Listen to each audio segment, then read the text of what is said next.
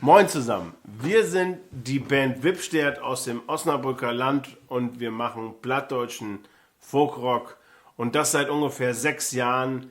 Wir haben in der Zeit 2 Alben aufgenommen und ein paar Singles und sind live unterwegs in der ganzen norddeutschen Tiefebene. Und für nächstes Jahr müssen wir neue Songs aufnehmen. Dafür brauchen wir allerdings euch. Die Corona-Krise ist natürlich auch an uns nicht spurlos vorbeigegangen. Wir hatten weniger Auftritte und dadurch auch weniger Einnahmen. Wir haben die Zeit aber genutzt und neue Songs geschrieben, die jetzt in die Ohren der Welt müssen. Allerdings ist so eine Produktion teuer und dafür brauchen wir euch. Leider fehlt uns zurzeit dazu das Geld. Leider fehlen uns dazu die finanziellen Mittel, um aus eigener Tasche eine Musikproduktion zu finanzieren. Und genau da kommt ihr ins Spiel. Das möchten wir gerne über Crowdfunding erreichen.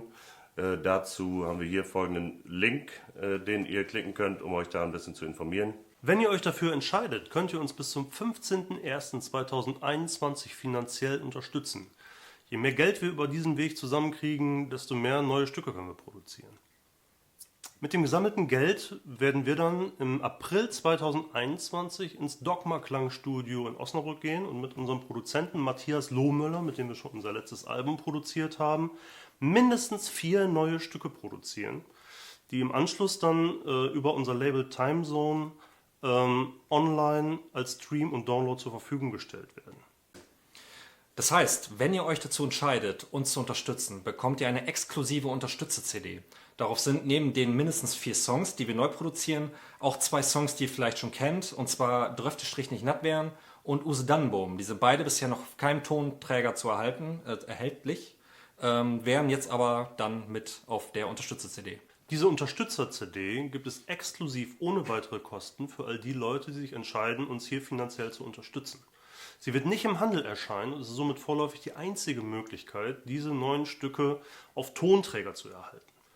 Für die Leute, die sich entscheiden, noch ein bisschen mehr Geld zu geben, haben wir noch ein paar Überraschungen in petto.